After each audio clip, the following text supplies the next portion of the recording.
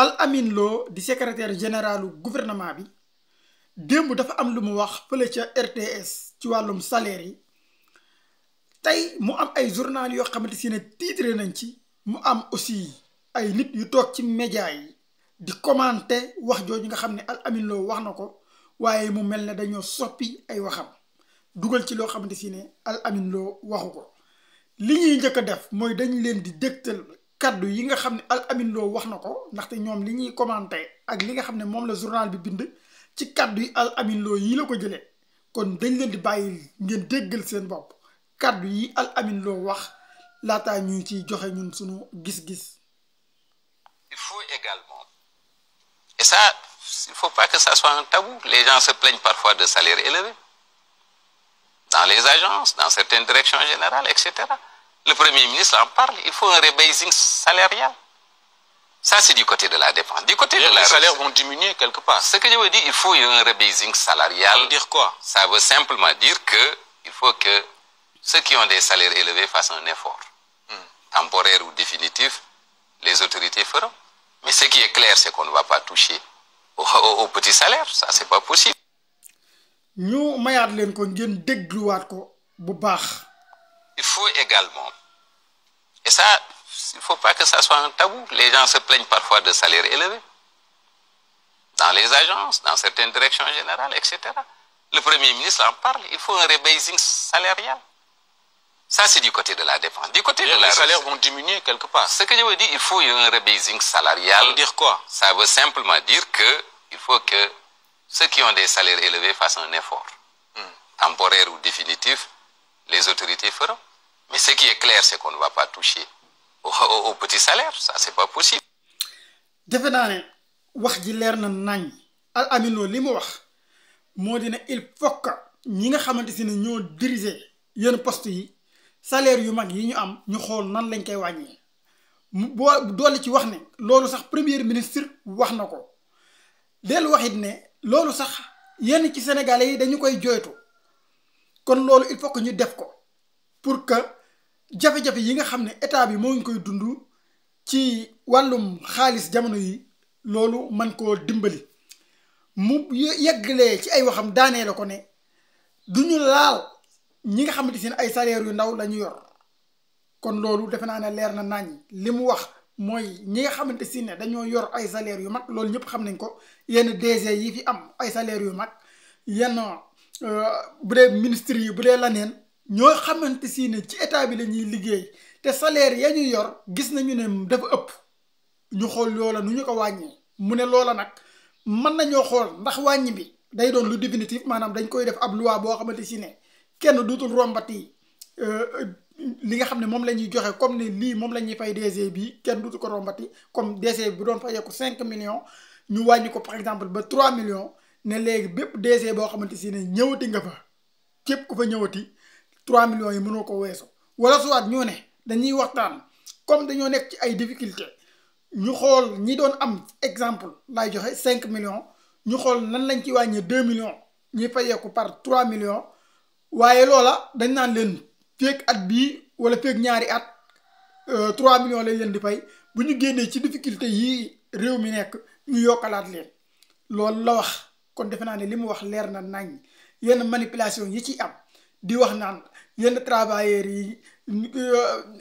kon nan la ñuy def ak bëgg koo jël daal yaatal ko ba yegg dugal ci jàngalekat yi dugal ci yeneen liggéeykat yi dugal ci ñëpp ñoo xamante seen état bi da leen di fay loola demeewul noonu ndaxte lii ni mu demee xam nga am na ñuy sànni xeer Badara Gadiaga ci sortie bi mu defoon fële ci jàkkaarloo bi doon wax ne yéen ñi nekk ci kaw yéen waa état bi yéen a war a njëkk a def sacrifice loolu bokk na ci ay waxam kon lii Al Amine Lo wax boo jëlee kàddu Badara Gadiaga googu rek comprimé na ci li mu wax ne ñenn ñi ñoo ngi jooytu ci salaire yu mag yooyu nga xamante ne jàpp nañu ne yenn direction yi dañu koo am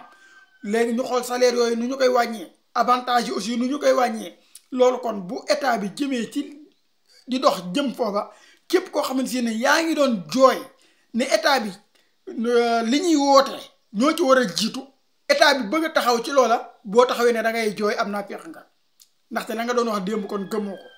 te itam boo bëggee ne état bi dafa làmbaale ñëpp itam dugal ci lépp loo xamante si ne état bi da leen di fay salaire par mois nga bëgg leen caa dugal loola itam manipulation lay doon parce que dégg nga li Al Amine Lo wax DG yenn direction yi la wax ak ñi nga xamante si ne dañoo yor ay salaire yu mag te itam leeral na ci waxam ne ñi yor ay salaire yu ndaw du ñu leen laal loolu defe naa ne wax dëgg yàlla manipulation war na ci mën a bañ a am te itam fi réew mi toll yenu na maanaa ñi nga xam ne ñoo ngi am yenn salaire yu mag yi ñu xool nu ñu ko wàññee ndaxte ñëpp xam nañu ne difficulté moom réew mi moo ngi ci. ñaareelu thème bi ñu bëgg a wax mooy lu ci jëm ci syndicat yi nga xamante si ne ñoom itam fan yi jóg nañu wax dëgg yàlla réew mi fi mu toll li nga xam ne génne nañ ko ci ay jafe-jafe Cour des comptes wane ko muy lu leer nañ syndicat yi bu ñu nee dañuy jóg gannaaw bi rapport Cour des comptes bi génnee wax dëgg yàlla da ngay xool lii ndax jóg la ngir jóg wala politique moo nekk ci gannaaw li tax ñu mën a xalaat ndax politique daa nekk ci gannaaw wala déet parce que Macky Sall moo ngi fi woon depuis 12 ans te kenn mësul gis ñii ni ñu jógee nii booloo ñu jóge ko ayub Macky Sall gi ndem si yàlla ni ñu koy waxe kii Youssou Ndour doon waaye ti Demba Sock ma Demba Sock ndem si yàlla ma Demba Sock yàlla na koy sunu borom yërëm yéexa ñu te xaare ko àjjana ma Demba Sock ci ñii la bokk mais kan moo dégg turu ma Demba Sock durant mandat wu Macky Sall parce que ma Demba Sock bokkoon na ci ñi gën a siiw ci ñii nii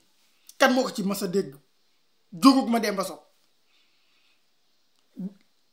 ñoo koy ñaanal suñu borom yërëm ko mais dañuy jël exemple pour wane ne ñii nii Macky Sall moo ngi fi woon 12 ans travailleurs yi di am jafe-jafe te mësuñoo jóg kon tey ñii bu ñu ñëwee defaguñu sax 1 an bu mat wane li nga xamante si ne Macky Sall ak ñim àndal yore woon nañ ko réew mi te nañ ko yore woon dugal réew mi ci guuta ñëpp teg ci seen bët ñëpp lii rapport Cour des comptes bi yow ngay jóg di jooy sa ay intérêt yi bopp war nañu xool ndax bëgg nga réew mi damaa jàpp ne nag politique moo ngi ciy rax waaye tamit ay nit yoo xamante si ne jamonoy Senghor jamonoy Diouf jamonoy Wade jamonoy Macky Sall ba jamonoy Bassirou Diomaye Faye ñu yore benn poste loola lu ñu war a xoolaat la ñoom syndicat yi ci boppam ni muy doxee itam dañ ko war a xoolaat du yoon ab syndicat man fi nekk ci jamonoy Abdou Diouf ba tey nga jiite ko nga xam ne yow daanaka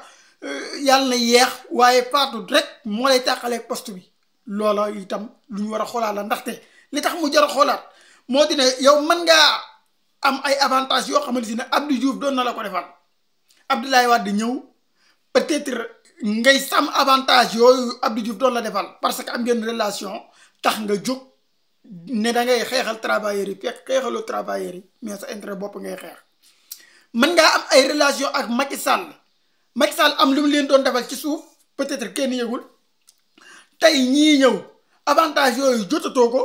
nga ne da ngay jóg pour xeexal travailleurs yi fekk xeexaloo travailleurs yi sa intérêt bopp moom ménagé wu moo tax nga jóg kon loola dafa baax ñuy renouveler intention yi kon maanaam poste yooyu ñu koy renouveler comme ni nga xamee ne njiitum réew noonu la ñu koy soppee chaque 5 ans ñu xool askan wi est-ce que am nañ keneen ku ñu bëgg mu jiite leen wala dañoo bëgg kii jiite leen beneen 5 ans encore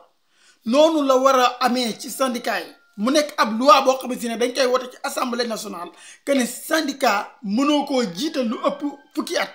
maximum fukki at minimum 5 ans nga dem élection maximum fukki at ndaxte yàgg gi ngay yàgg ci syndicat bi avantage yi mu lay amal day tax parfois mën ngay jóg te la lay yëkkati du doon intérêt wu travailleurs yi mais sa intérêt wu bopp moo menacé wu moo tax nga jóg loolu man jàpp naa ne lu ñu war a def la syndicat yi nag bu fekkente ne ñoom gisuñu jafe-jafe yi nga xam ne réew mi dugg na ci Macky Sall ne woon 70% de bor moo fi am Cour des comptes ñëw ne la presque 100% de bor ngeen amee loolu bu syndicat yi gisul ne lii jafe-jafe la boo xamante si ne kër sax bu fekkonte ne lu mel noonu dal na ko dana dund ay coono bu ñu munta muñal gouvernement bi dara damay jàpp ne ay politiciens lañ yoo xam si ne dañ